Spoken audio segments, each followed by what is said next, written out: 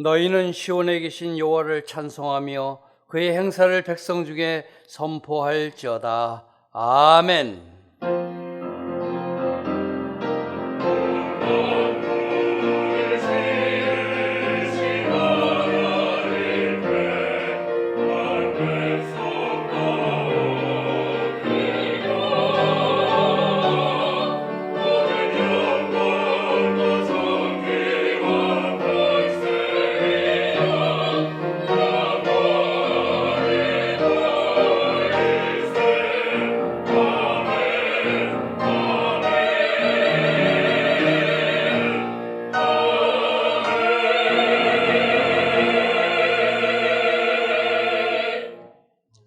다 같이 찬송가 43장 1절을 부르시겠습니다.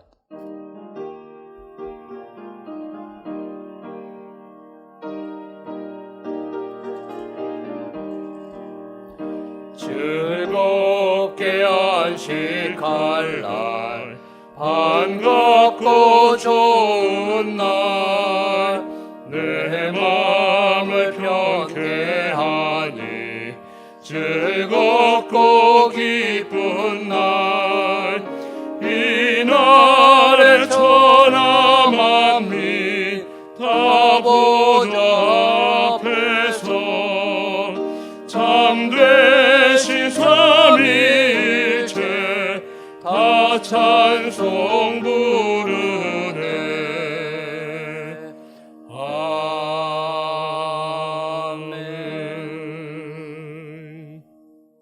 지난 한 주간을 돌이켜보며 간절한 마음으로 참회의 기도를 다 함께 드리겠습니다.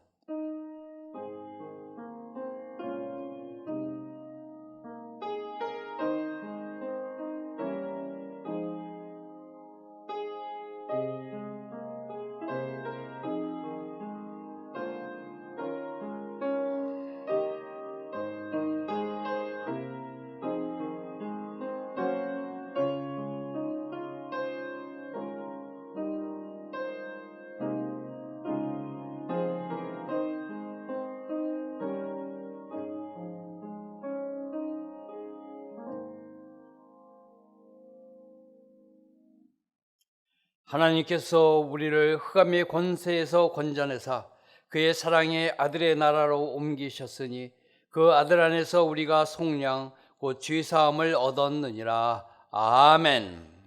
성시교독은 교독문 29번 시편 65편입니다.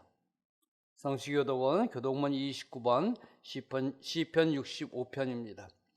하나님이여, 찬송이 시온에서 주를 기다리오며 기도를 들으시는 주여, 모든 육체가 주께 나아오리이다.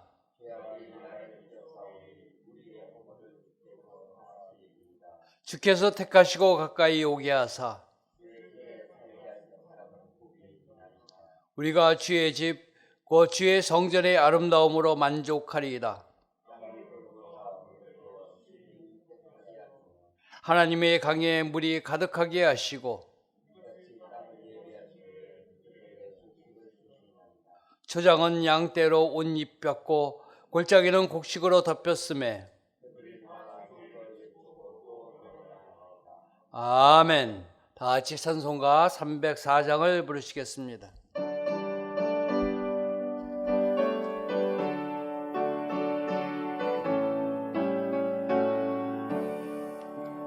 크신 하나님의 사랑 말로 다 형용 못하네. 저 높고 높은 별을 넘어 이 낮고 낮은 땅 위에 출범한 영혼 구하려 그 아들 보내사 화목제물 삼으시고 죄 용서하셨네. 하나님 크신 사랑은 증량 다 못하네.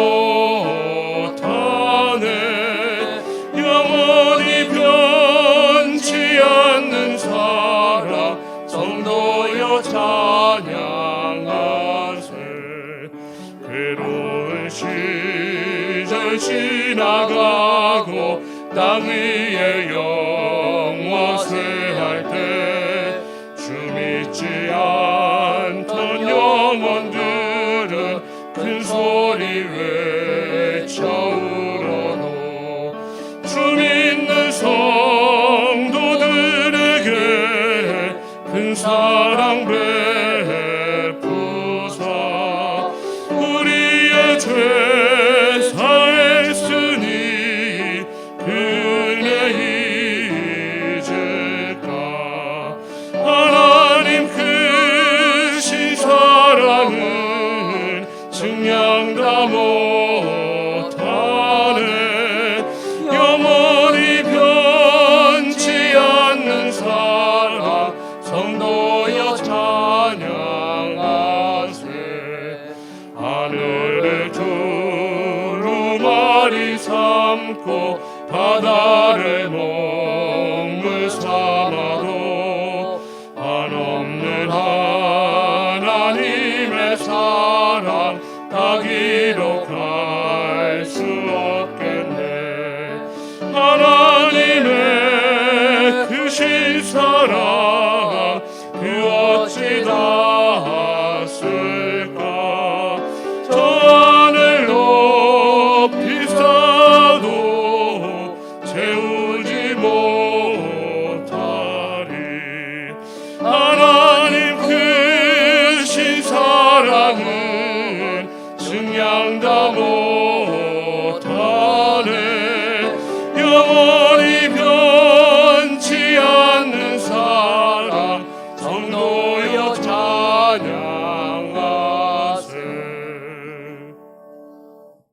김순호 지사님께서 기도하시겠습니다.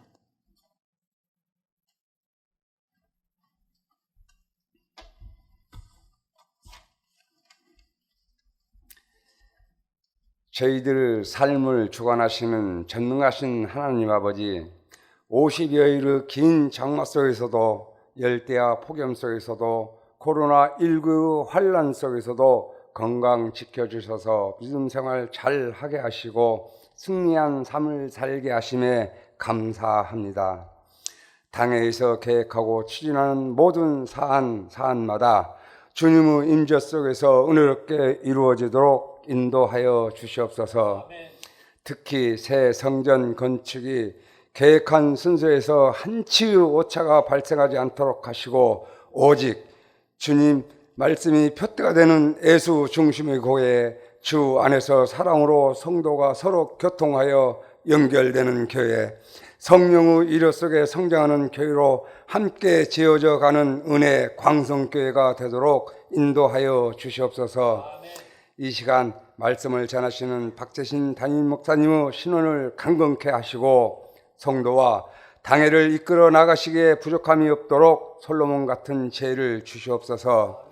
각 교구를 돌보시는 부목사님들과 어린 영혼을 인도하시는 전도사님께서도 같은 은혜로 채워 주시옵소서. 코로나19 사태로 영상 예배를 드립니다. 이 또한 주님께서 저희들에게 주신 큰 은혜일 것입니다. 예배를 통하여 주님의 지체이신 교회와 성도들과 소통하니 얼마나 소중한지 깨닫게 하여 주시옵소서. 또한 이번 기회로 날마다 온 가족이 모여 가정 예배를 드릴 수 있도록 인도하여 주시옵소서. 교인들의 기도가 응답받아 소망하는 모든 것들이 이루어져 은혜 속에 복이 차고 넘치게 하여 주시옵소서. 이 나라를 이끌어가는 대통령과 이정자들에게 지혜를 주시어 코로나19 사태와 정치에 오직 국민들의 안위에 여야가 주님 보시기에 합당한 방법으로 이끌어 나가게 하시옵소서. 남북 문제도 주님께서 주관하여 주시옵소서. 이 예배를 돕는 손길에 주님 뵙는 영광을 주시옵소서. 저희들의 모든 행사를 주님께 의뢰하오며 예수님 이름으로 기도합니다. 아멘.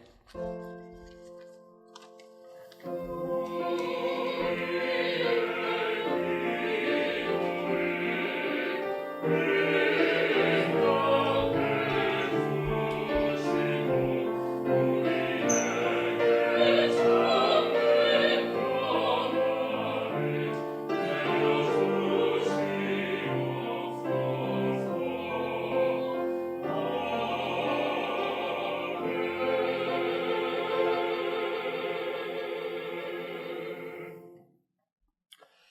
하나님의 말씀은 고린도후서 5장 14절로 17절 말씀입니다. 신약성경 291쪽입니다. 하나님의 말씀은 고린도후서 5장 14절로 17절 말씀입니다. 신약성경 291쪽입니다. 그리스도의 사랑이 우리를 강권하시는도다. 우리가 생각하건대 한 사람이 모든 사람을 대신하여 죽었은즉 모든 사람이 죽은 것이라. 그가 모든 사람을 대신하여 죽으심은 살아있는 자들로 하여금 다시는 그들 자신을 위하여 살지 않고 오직 그들을 대신하여 죽었다가 다시 살아나신 이를 위하여 살게 하려 함이라. 그러므로 우리가 이제부터는 어떤 사람도 육신을 따라 알지 아니하노라. 비록 우리가 그리스도도 육신을 따라 알았으나 이제부터는 그같이 알지 아니하노라. 그런즉 누구든지 그리스도 안에 있으면 새로운 피조물이라. 이전 것은 지나갔으니 보라 새 것이 되었도다. 아멘.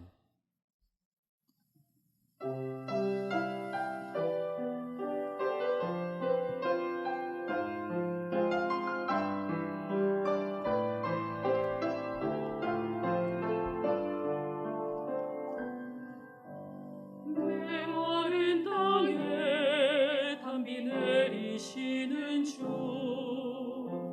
어둠 속에 환한 빛 비추시는 주, 거센 비바람 잠잠케 하시는 주, 그분은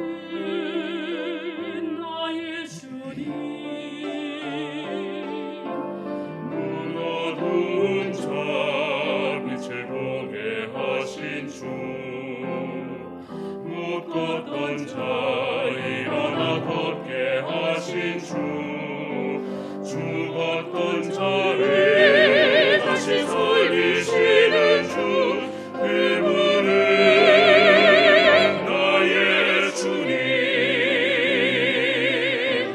능력의 주님께서 지금도 일하시니 모든 것 주께 맡기면 내 앞에 모든 문제를 아시고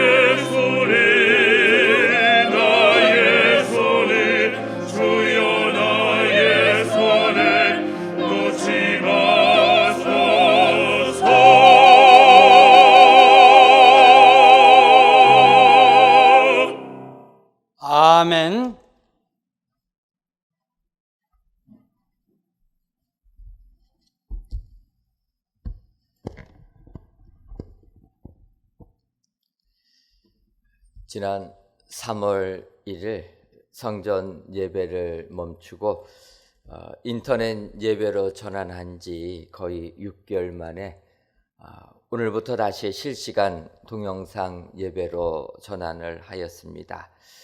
5월 10일 성전 예배를 시작한 지는 불과 한 3개월 보름 만에 다시 이렇게 동영상 예배로 전환이 되었던 것입니다.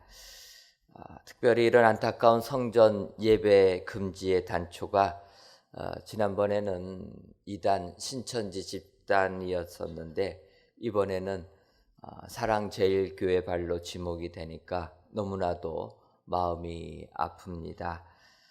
모든 생각과 또 이념, 변명을 넘어서 우리 그리스도인들이 코로나19 재확산에 빌미를 제공했다라는 것이 마음이 아프고 또 하나님을 믿지 아니하는 자들이 도리어 내 이웃을 내 몸과 같이 사랑하라라는 우리 예수님의 말씀을 인용하면서 우리들을 질책하는 모습이 당황스럽기까지 합니다.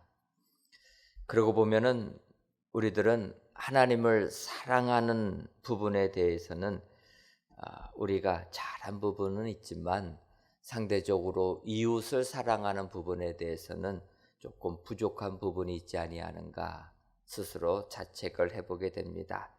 더 나아가서 로마서 13장 10절을 보게 되면 사랑은 이웃에게 악을 행하지 아니하나니 그러므로 사랑은 율법의 완성이니라 라는 이 말씀, 적극적인 사랑을 실천해 주지 않더라도 소극적으로 이웃에게 악을 행하지 않는 것도 사랑이라 이렇게 말씀해 주심에도 불구하고 도리어 우리 주변의 이웃에게 코로나19로 인하여서 어려움을 주었다라는 이 현실은 우리로 하여금 변명조차도 부끄럽게 만들고 있습니다. 어떤 분들은 청와대 게시판에 I'm sorry, I'm a Christian 이렇게 올린 분도 계십니다. 내가 그리스도인이어서 미안합니다. 참으로 우리를 부끄럽게 만드는 표현입니다. 사실은 우리가 예수님을 믿어서 행복하다. 예수님을 믿은 것이 너무나 자랑스럽다. 예수님 믿은 것이 내 일생 일대 최고의 좋은 결단이다. 이렇게 고백을 해야 되는데 예수님 믿어서 미안하다. 이러한 고백을 할 수밖에 없는 우리의 현 처지가 참으로 안타깝고 어떻게 이후에 우리가 복음의 문을 두드릴까 암담하기조차까지 합니다. 하지만 언제까지 우리가 이렇게 부끄러움만 느끼면서 살아야 하겠습니까? 중요한 것은 이런 부끄러움을 우리가 인정한다라면 우리가 이제부터 새롭게 변화되어야 할 줄 믿습니다. 저는 우리들이 예수님을 믿으면 우리의 삶도 당연히 변화가 되어야 된다고 확신합니다. 예수님 믿는다고 사람의 성격이 다 바뀌지 않는다 이렇게 말씀하시는 분도 계시지만 저는 이러한 부분에 대해서는 단호하게 반대를 합니다. 예수님을 믿으면 내 성격도 변화해야 한다는 것입니다.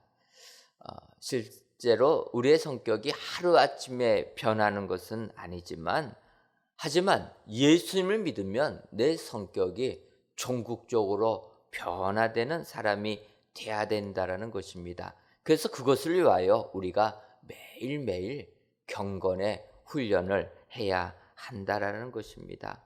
여러분, 우리가 예수님을 믿고 천국 백성이 되는 것 가장 중요합니다. 하지만 이에 못지아니하게 세상에서도 그리스도의 향기를 나타내는 것도 중요하다라는 것입니다. 성경을 보게 되면 바로 이러한 모습을 극명하게 보여주는 한 사람이 있습니다. 그 사람은 바로 사도 바울입니다.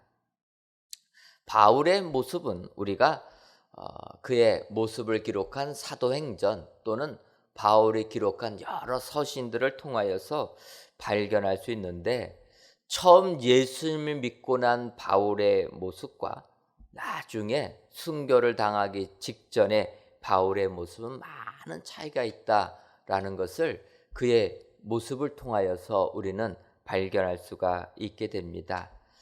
사실 바울이 예수님을 믿기 시작했을 때의 부분은 그의 성격은 불같은 성격이었습니다. 우리가 아는 대로 그가 예수님을 만나기 전에도 성격이 그래서 예수님 믿는 사람들을 잡아 죽이기까지 하는 이런 성격의 소유자였습니다. 그러다 보니까 다메섹 도상에서 부활하신 예수님을 만난 다음에도 그는 그 성격이 그렇게 쉽게 바뀌지는 아니했습니다. 바울 사도가 초기에 썼다라고 하는 갈라디아서를 보게 되면 그는 예수님의 12 제자 중에서 수제자가 되는 베드로를 위선자라고, 외식하는 자라고 비난하는 것을 보게 됩니다. 베드로가 할례 받지 아니하는 그리스도인들과 밥을 먹다가 유대인들이 오게 되니까 유대인들의 비난이 두려워가지고 그 무할례자들과 밥 먹는 것을 피해서 도망갔다라는 것입니다. 그걸 보면서 이렇게 이중적으로 사는 베드로, 너는 잘못된 것이다. 이것이 바울 사도가 처음에 쓴 초기 서신 갈라디아서에서는 이렇게 나오고 있습니다. 아니 여러분, 바울의 입장에서 예수님의 12 제자 중에서 수제자가 되는 베드로를 비난할 처지가 되겠습니까? 한데 바울은 이 아직 성숙한 인격이 되지 못하다 보니까 비난했다라는 것입니다. 또 어떠합니까? 바울이 바나바의 도움을 받아가지고 제1차 전도여행을 마치고 이제 제2차 전도여행 할 때는 그 바나바와 다투게 됩니다. 그 이유는 같이 제1차 전도여행을 떠났을 때 바나바의 조카가 되는 마가를 동행하고 갔는데 마가가 이 전도 여행이 너무나 힘들어서 도중에 돌아가 버립니다.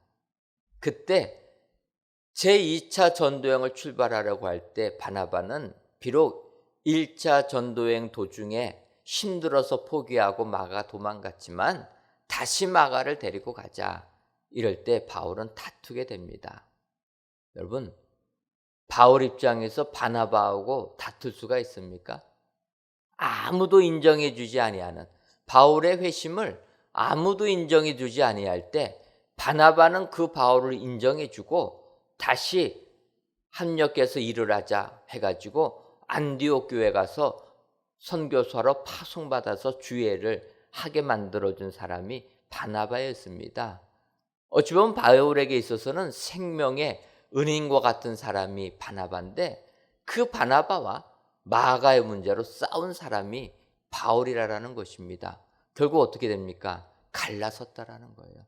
그래서 바나바는 마가를 데리고 구브로로 가고 바울은 실라와 함께 이제 유럽으로 떠나게 되는 겁니다. 이렇게 불같은 성격의 바울이 이제 그의 서신, 마지막 옥중 서신, 그래서 순교를 눈앞에 뒀을 시점을 보게 되면은 그 성격이 변했다라는 것입니다. 그래서 그렇게 인정하지 아니하는 마가를 보면서 마가를 나에게 데리고 와라. 그가 나에게 유익한 자다. 이렇게 그의 모습이 사랑의 사도로 바뀌게 되었다라는 것입니다. 이처럼 우리가 예수님을 믿으면 당장에 바뀌지는 아니하지만 종국적으로 우리들은 거룩한 사람으로 변화가 되어야 될 줄 믿습니다. 여러분, 어떻게 바울이 이 같은 삶을 살 수가 있었겠습니까? 저는 바로 이 부분을 오늘 고린도서 5장 14절에서부터 17절에 있는 말씀 가지고 바울의 그 모습을 엿보려고 하는 것입니다. 오늘 고린도 후서 5장 14절에서부터 17절에 있는 말씀을 보게 되면 특별히 17절에 있는 말씀은 우리들이 거의 다 암송하는 말씀입니다. 그런즉 누구든지 그리스도 안에 있으면 새로운 피조물이라 이전 것은 지나갔으니 보라 새 것이 되었도다. 우리가 예수님 안에 있으면 새로운 사람이 되었다라고 바울이 고백하는 것입니다. 그런데 바울이 이렇게 고백하는 그 앞부분에 14절에 이렇게 이야기한다는 것입니다. 그리스도의 사랑이 우리를 강권하시는도다. 여러분, 예수님의 사랑이 우리를 강권하셔서 우리가 그리스도 안에서 새로운 피조물로 변화되었다라는 것입니다. 여러분, 오늘 바울 사도는 우리에게 이야기합니다. 그리스도의 사랑이 우리를 강권하신다. 이 그리스도의 사랑은 무엇입니까? 14절 하반절에 있는 우리가 생각하건대 한 사람이 모든 사람을 대신하여 죽었은즉 모든 사람이 죽은 것이다. 우리 예수님이 우리들을 구원하기 위하여 십자가의 대속의 죽음을 당하셨기 때문에 그 대속의 죽음을 믿는 자들은 구원을 얻게 되었다. 바로 이 예수님의 사랑이 우리들을 강하게 권한다라는 것입니다. 어떠한 사람으로 권하느냐? 변화된 사람으로 권한다라는 것입니다. 여러분, 여기서 이 강권이라는 것은 우리가 아는 대로 한자로 보게 되면 강할 강자, 권할 권자라는 것입니다. 강하게 권한다. 그래서 국어 사전을 보게 되면 내키지 아니한 것을 억지로 권하는 것, 이것이 강권이라는 것입니다. 우리가 예수님 믿게 되면은 내 뜻을 내려놓고 주님 뜻대로 살아야 됩니다. 근데 이게 쉽지가 않다라는 거예요. 그런데 예수님의 십자가의 사랑이 우리들로 하여금 이와 같은 삶을 살도록 강하게 내키지는 않지만 강하게 권한다라는 것입니다. 오늘 귀한 예배를 드리시는 사랑하는 성도 여러분, 진정으로 예수님을 믿으십니까? 십자가에 달려 돌아가셔서 나를 구원해 주신 그 대속의 사랑을 믿으십니까? 그렇다면 우리를 강권하시는 그 예수님의 사랑을 확신하시기를 바랍니다. 그리고 그 강권적 사랑을 체험하셔서 내가 새로운 피조물로 변하는 축복이 여러분들의 삶 가운데 임하시기를 주님의 이름으로 축원합니다. 그렇다면 우리를 강권하시는 사랑을 받은 우리들 어떠한 삶을 살아야 하겠습니까? 첫째로는 우리를 강권하시는 사랑을 받은 사람은 주님을 위해 살아야 합니다. 오늘 본문 고린도후서 5장 15절을 보면 그가 모든 사람을 대신하여 죽으심은 살아있는 자들로 하여금 다시는 그들 자신을 위하여 살지 않고 오직 그들을 대신하여 죽었다가 다시 살아나신 이를 위하여 살게 하려 함이라. 이렇게 15절에서 말씀하고 있습니다. 그런데 이 14절 하반절부터 연결하게 되면 한 사람이 모든 사람을 대신하여 죽었은즉 모든 사람이 죽은 것이라. 그러면서 15절에 그가 모든 사람을 대신하여 죽으심은 살아있는 자들로 하여금 다시는 그들 자신을 위하여 살지 않고 이렇게 얘기합니다. 여러분, 이 14절 하반절과 15절을 보게 되면 예수님께서 모든 사람을 대신하여 죽으셨기 때문에 우리들도 그 사랑을 힘입어서 다시금 그 예수를 믿으면 우리도 살게 된 것이다.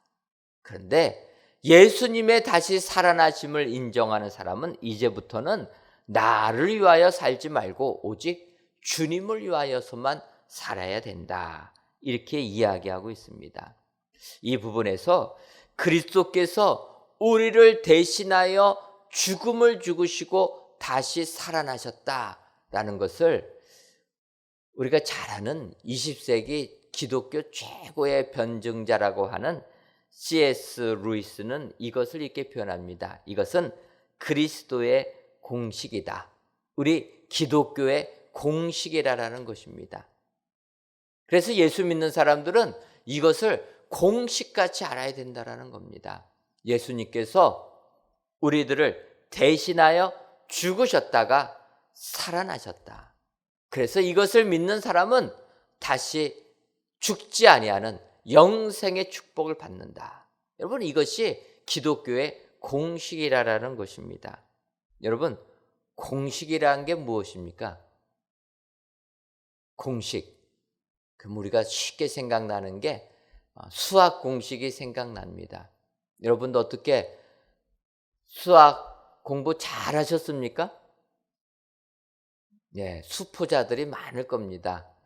예, 저도 부끄러운 이야기지만 수포자 중에 한 명이었습니다. 제가 고등학교를 가게 되니까 고등학교 수학 시간에 수학 선생님이 공식을 쫙 적어주더니 이걸 외우라라는 거예요. 고등학교 때 나오는 공식은 얼마나 복잡한지 외워지지가 않습니다. 그래서 저는 그날로부터 수학하고는 담을 싼 수포자가 되었습니다. 사실 이 공식이라는 것은 수학을 통해서 계산할 때 굉장히 필요한 겁니다. 공식을 알게 되면 그만큼 시간을 줄여가지고 문제를 빨리 풀 수가 있습니다. 근데 우리나라는 교육이 잘못돼가지고 공식이 만들어지는 원리는 가르쳐주지 아니하고 무조건 공식을 가르쳐주는 겁니다. 그리고 그 공식에 대입해서 문제만 풀어라. 그러다 보니까 우리나라 선생님들은 수학 시험 문제는 잘 푸는데 이렇게 주입식으로 공부받은 사람이 외국을 가게 되면 하나도 문제를 못 푸는 겁니다. 수학 공식에서 조금만 변형을 시키면 풀어내질 못하는 거예요. 왜냐하면 공식을 기계적으로 외웠기 때문에 원리는 전혀 알지 못하고 공식을 기계적으로 외우다 보니까 약간만 응용하면 문제를 못 푸는 겁니다. 그러다 보니까 우리나라는 아쉽게도 세계적인 학자들이 나오지 못하는 겁니다. 이게 바로 공식의 폐해입니다. 공식처럼 중요한 것은 없습니다. 공식에 대입하면 답이 빨리 나오기 때문에 모든 문제를 해결할 때 시간을 줄일 수가 있는데 원리를 모르면 이 공식은 아무 의미가 없다는 것입니다. 이것은 우리 기독교 신앙도 마찬가지라는 것입니다. C.S. 루이스는 이것이 우리 기독교의 공식이다 이야기하고 있는데 우리 예수 믿는 사람들이 이것을 그냥 공식까지 대입하는 겁니다. 기계적으로 예수님께서 십자가에 못 박혀 돌아가셔서 이것을 믿는 사람은 구원을 얻는다라는 것이 기계적이라는 것입니다. 교회 나오면 이렇게 말해야 되는구나 이렇게 이야기하고 전혀 이것이 나에게 은혜로 다가오지 아니하는데 기계적으로 고백하면서 믿음 생활을 한다라는 것입니다. 여러분, 십자가의 대속의 은혜를 진실로 내가 가슴으로 받아들이셨습니까? 그 은혜를 예수님이 우리들의 죄를 대신하여서 십자가에 돌아가신 것을 내가 눈물을 흘리며 은혜로 감격하고 계십니까? 행여나 여러분 이것을 교회에 나오는 믿음의 공식으로만 하셔서 대입만 하시면서 믿음 생활하고 계시지는 아니합니까? 교회에 나와서 예수님 믿는다는 것은 예수님이 우리의 죄를 대신하여 십자가에 돌아가셨구나. 그것만 믿으면 되는구나. 여러분, 이것이 우리에게 감동이 되고 은혜가 되는 게 아니라 기계적으로 공식에 대입하면서 믿음 생활하고 있지는 아니합니까? 우리 그리스도인들이 이 땅에서 빛을 발하지 못하고 이 땅에서 소금의 역할을 하지 못하고 오히려 이렇게 부끄러움 지적을 받는 이유가 어디에 있습니까? 저는 예수님을 믿는 이것이 기계적이 되었다. 공식화된 것에 문제가 있다라는 것입니다. 오늘 바울 사도는 이야기합니다. 15절 하반절에서 다시는 그들 자신을 위하여 살지 않고 오직 그들을 대신하여 죽었다가 다시 살아나시니 이를 위하여 살게 하려 함이라. 예수님의 그 십자가의 은혜를 마음에 감동으로 받은 사람은, 은혜로 체험한 사람은 이제는 나를 위하여 살지 아니하고 우리를 대신하여 십자가의 고난을 당하신 그 예수님 위하여 사는 사람으로 바뀐다라는 것입니다. 여러분, 우리 진정으로 예수님을 믿는다면은 그 예수님의 사랑이 우리를 강하게 권면하는 이 말씀을 받아들여야 될 줄 믿습니다. 내가 십자가에 달려 돌아가신 예수님을 믿는다라면 그 사랑에 감동하여 이제부터는 나를 위하여 사는 것이 아니라 내 안의 주인이 내가 아니라 우리 예수님이 되어서 주님을 위하여 삶을 사는 사람이 진정으로 축복의 삶을 사는 예수님의 사랑을 체험한 은혜의 사람이 되는 줄 믿습니다. 오늘 귀한 예배를 드리시는 사랑하는 성도 여러분, 진정으로 주님만을 위하여 사셔서 예수님의 사랑을 체험한 축복의 성도님들, 예수님의 사랑이 나를 강권하여서 세상을 변화시키는 은혜의 성도님들 되시기를 주님의 이름으로 축원합니다. 두 번째로, 우리를 강권하시는 그 사랑을 받은 사람은 영적인 삶을 살아야 합니다. 오늘 본문 고린도후서 5장 16절을 보면, 그러므로 우리가 이제부터는 어떤 사람도 육신을 따라 알지 아니하노라. 비록 우리가 그리스도도 육신을 따라 알았으나 이제부터는 그같이 알지 아니하노라. 이렇게 바울 사도는 고백합니다. 그런데 이 구절 중에서 하반절을 가지고 많은 학자들이 여러 가지 의견들을 내놓게 됩니다. 그 하반절은 비록 우리가 그리스도를 육신을 따라 알았으나 이제부터는 그같이 알지 아니하노라. 예수님을 육체적으로 알았지만 이제부터는 그렇게 알지 않겠다. 바울 사도의 이 고백을 가지고 다양한 의견들을 내놓는 학자 중에서 불트만이라는 독일 신학자는 얘기합니다. 이것은 2000년 전에 이 땅에 오신 예수님, 그 예수님을 역사적으로 지금 2000년이 지난 이 시간에 그 역사적으로 오신 예수님 안다라는 것이 자료가 부족해서 알지 못하니까 이 예수님은 이제부터는 영적으로 알아야 되겠다, 이렇게 해석했다라는 것입니다. 여러분, 사실 2000년 전에 오신 예수님에 대하여서 우리가 많은 기록이 가지고 있지 않습니다. 예수님의 행적, 그 당시 기록한 성경들 파피루스에 기록하다 보니까 다 썩어 없어져 버렸습니다. 정확하게 알지를 못한다라는 겁니다.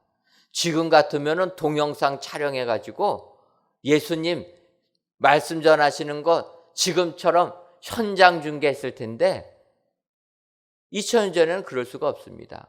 그러다 보니까 지금 우리가 가지고 있는 자료를 가지고 예수님을 보려니까 어렵다라는 거예요. 그래서 바울 사도의 이 구분을 바울이 다메섹 도상에서 부활하신 예수님, 그 만난 것을 보면서 예수님을 이렇게 알아야 된다, 이렇게 주장한 사람도 있습니다.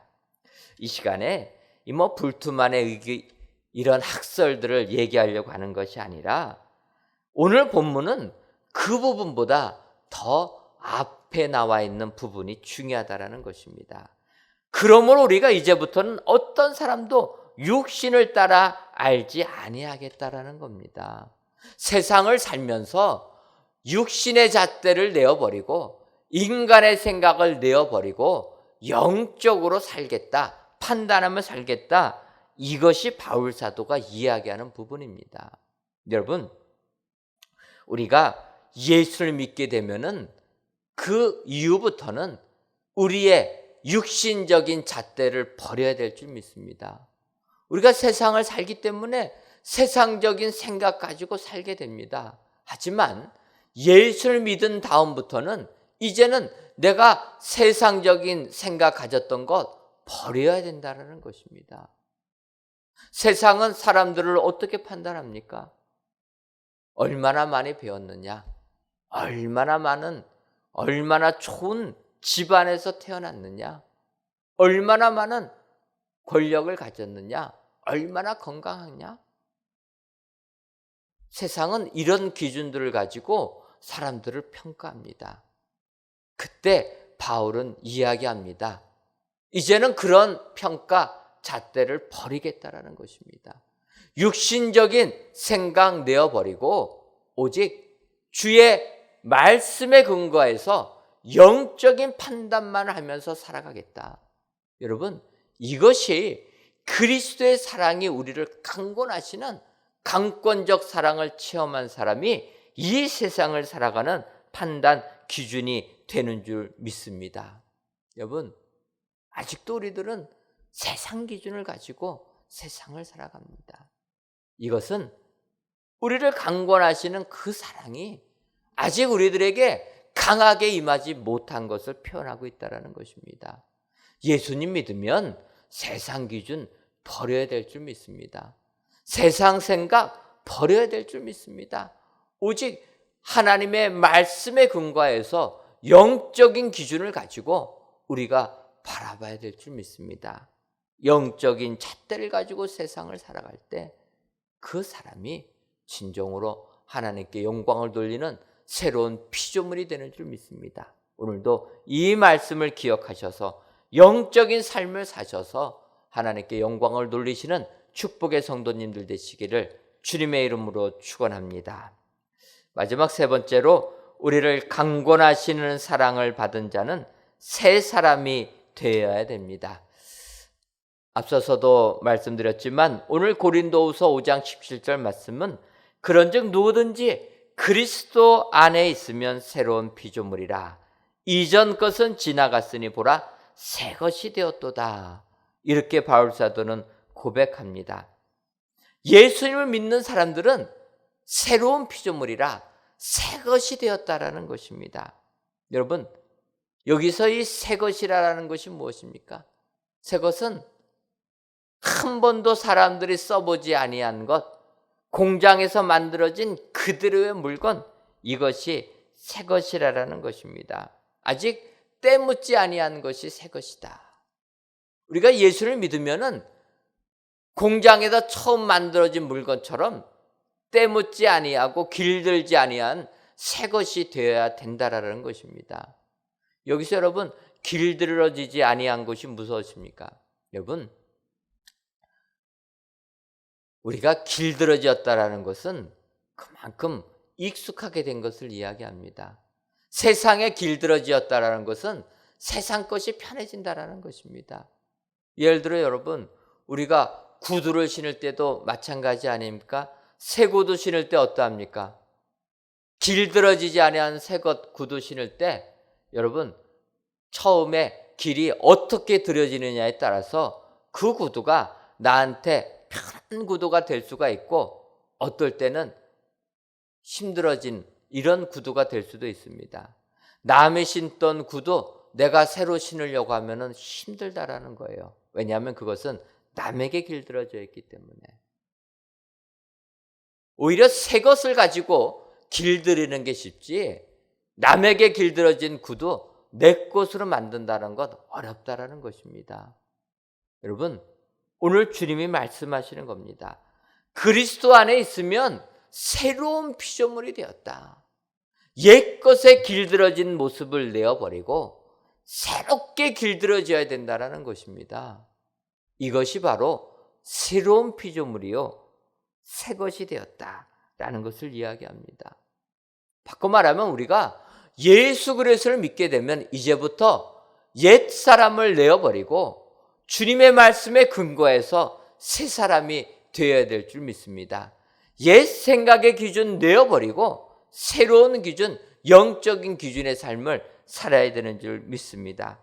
완전히 말씀에 의지하여서 새롭게 거듭나는 삶을 살아야 될 것을 요구하고 있다라는 것입니다. 여러분, 에베소서 4장 22절에서부터 24절 보면 이렇게 권면합니다. 너희는 유혹의 욕심을 따라 썩어져가는 구습을 따르는 옛사람을 벗어버리고 오직 너희의 심령이 새롭게 되어 하나님을 따라 의와 진리의 거룩함으로 지으심을 받은 새 사람을 입으라. 여러분, 진정으로 예수님의 그 대속의 사랑을 받으셨습니까? 그렇다면 우리를 강권하시는 그 사랑을 통하여서 새 사람이 되시기를 주님의 이름으로 축원합니다. 죄악된 그 옛 모습을 다 내어버리시고 새로운 피조물이 되어서 오직 주님의 뜻에 따라 영적인 삶을 사시는 축복의 성도님들이 되시기를 주님의 이름으로 축원합니다. 기도하겠습니다. 하나님, 코로나19의 재확산으로 인하여서 사회적 거리두기 2단계로 격상이 되어 예배당에 오지 못하는 힘든 마음을 뒤로하고 이 시간 각 예배 처소에서 실시간으로 하나님께 예배를 드립니다. 이 시간 동영상을 통하여 예배를 드리시는 모든 성도님들의 예배를 기뻐 받아 주옵시고 예배를 드리시는 모든 성도님들을 위해 코로나19로부터 보호해 주시는 축복이 임하게 하여 주옵소서. 오늘은 우리를 대신하여 십자가의 죽음을 당하신 예수님의 사랑을 받고 그 사랑이 강권적으로 우리들의 삶에 역사하시는 것을 살펴보았습니다.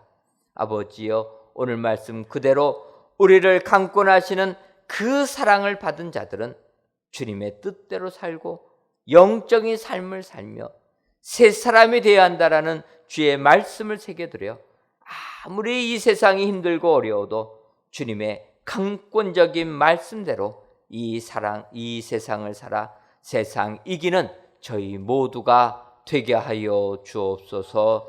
예수님의 이름으로 기도하옵나이다. 아멘.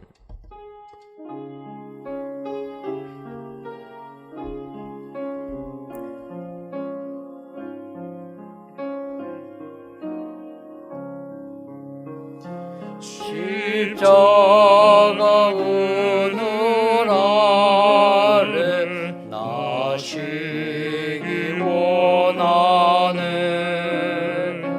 저 햇볕이 뜨겁고 또 짐이 무거워 이 광야 같은 세상을 늘 방황할 때에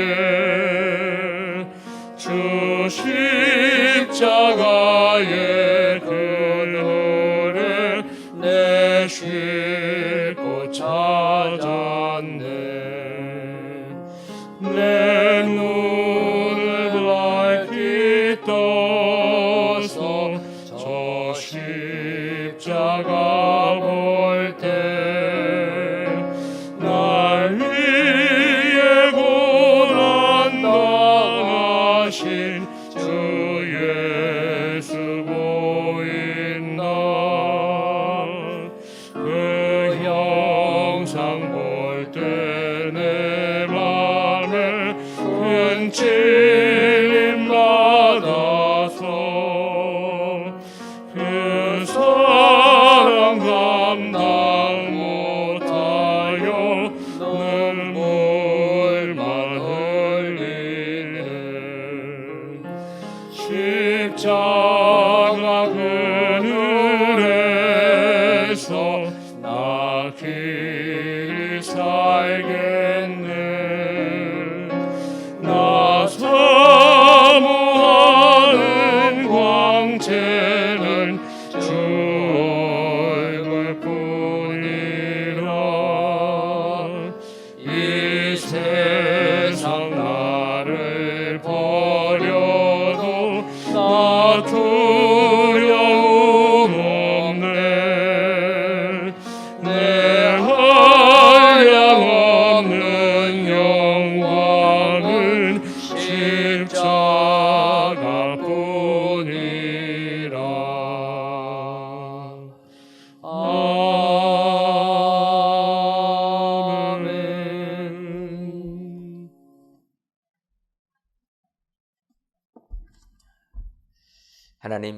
지난주도 주의 날이 밤에 도둑같이라는 말씀에 따라 살게 하시니 감사합니다. 이외에도 주의 날은 밤에 도둑같이 임함을 알아 정신을 차리고 신망으로 살며 덕을 세우며 살아 주님의 날이 축복의 날이 되는 우리 모두가 되게 하여 주옵소서. 이 시간 그가 내 문빗장을 견고히 하시고 내 가운데 있는 너의 자녀들에게 복을 주셨으며 내 경내를 평안하게 하시고 아름다운 밀로 너를 배불리시며라는 시편 말씀을 의지하며 귀한 예물을 하나님께 드립니다. 온 정성과 마음을 다하여 드리는 11주 예물과 감사의 예물, 1,000번째 예물과 전도의 예물, 건축 헌금과 주정 헌금, 성미를 연락하여 주옵시고 드리는 손길 위에 내 경내를 평안하게 하시고 아름다운 밀로 너를 배불리시며라는 하나님의 약속의 말씀이 우리 모두에게도 임하게 하셔서 혼란한 세상 속에서도 평안하게 하시며 육신의 양식으로 배불림을 입는 은혜도 허락하여 주옵소서. 더 나아가 코로나19가 범접하지 못하도록 우리의 문빗장을 견고하게 지켜 보호하여 주옵소서. 하나님, 코로나19의 재확산으로 인하여 온 나라가 사회적 거리두기 2단계로 확대되었습니다. 바라기는 이러한 때에 경제적으로 어려움을 겪는 국민들 한 명도 발생하지 않도록 하늘 양식을 내려 주옵시고 속히 이 나라를 강타하고 있는 전염병을 없애셔서 모든 국민들이 하나님께로 돌아오는 귀한 민족이 되게 하여 주옵소서. 예수님의 이름으로 기도하옵나이다. 아멘. 옆에 분들 보시면서 인사하도록 하겠습니다. 주님을 위하여 삽시다. 주님을 위하여 삽시다. 가정에서 인사하는 거 쑥스럽더라도 여러분들 가정 식구들과 다시 한번 인사하시면 좋겠습니다. 새로운 피조물이 됩시다. 새로운 피조물이 됩시다. 그리하여서 강권적 사랑에 보답하시는 우리 축복의 성도님들 되시기를 주님의 이름으로 축원합니다. 교회 소식 전해드리도록 하겠습니다. 먼저 성전 건축에 관한 소식입니다. 여러분들 하나님의 은혜 가운데 성전 건축 잘 진행되고 있는데 이제 지하 1층 바닥 및 지하 2층 벽제 콘크리트 타설 작업을 25일이나 26일에 진행할 예정입니다. 여러분들 기억하셔서 기도해 주셔서 이번 주간에 이와 같은 콘크리트 타설 작업 완료될 수 있도록 꼭 기도해 주시면 감사하겠습니다. 아울러 교회 진입로 확장도 잘 될 수 있도록 기도해 주시면 감사하겠습니다. 방역 안내입니다. 우리 교회는 정부의 강화된 사회적 거리 2단계 방역 지침에 따라서 지난 19일부터 다음과 같이 방역을 강화하였습니다. 아시는 대로 주일 낮 예배, 주일 저녁 예배 3일 기도회는 실시간 동영상 예배로 예배를 드립니다. 성전에서 모이지 아니하고 실시간으로 드리니까 여러분들 동영상을 통하여서 예배에 동참해 주시면 감사하겠습니다. 새벽 기도회는 저희가 영상과 문자로 보내드리니까 여러분들 그걸 통해서 드려주시면 감사하겠습니다. 새벽 기도회는 실시간으로 하기가 어려워서 저희가 녹화해서 진행합니다. 양해해 주시고 우리 홈페이지나 유튜브에 그 시간에 맞춰서 동영상을 띄워놓을 예정입니다. 여러분들 그래서 당일날 동영상 통해서 새벽 기도에 드려주시면 감사하겠습니다. 금요 심야 기도회 및 기타 모든 모임들은 모이지 않고 각 가정에서 가정 예배 기도로 대신하겠습니다.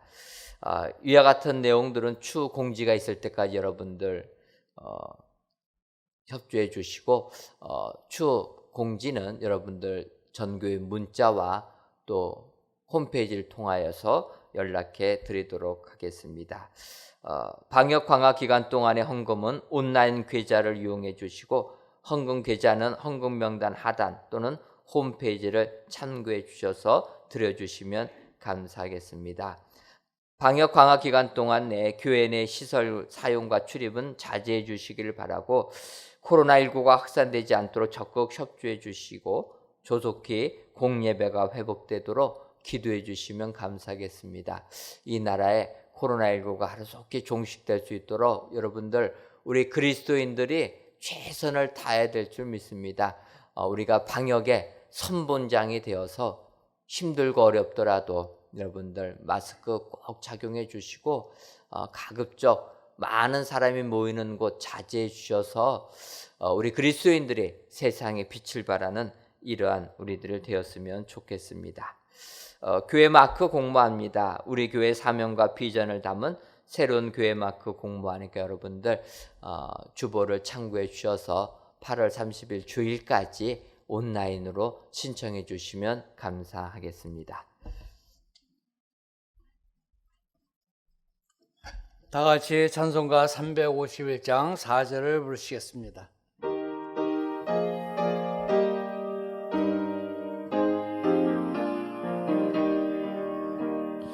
백성들아 와서 함께 모여서 우리 모두 함께 개가 부르세 영원토록 영광 권세 찬송을 우리 임금 주께 돌려보내세 믿는 사람들은 주의 군사리 앞서가신 주를 따라갑시다.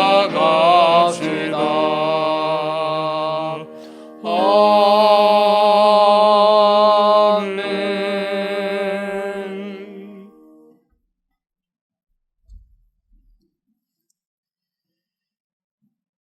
이제는 우리 주 예수 그리스도의 크신 은혜와 하나님 아버지의 한량없는 사랑하심과 성령님의 교통하심이 우리를 강권하시는 예수님의 사랑에 응답하기로 다짐하는 사랑하는 은혜광성교회 모든 성도님들 위에와 속한 가정 위에 이제로부터 영원토록 함께 있을지어다. 아멘.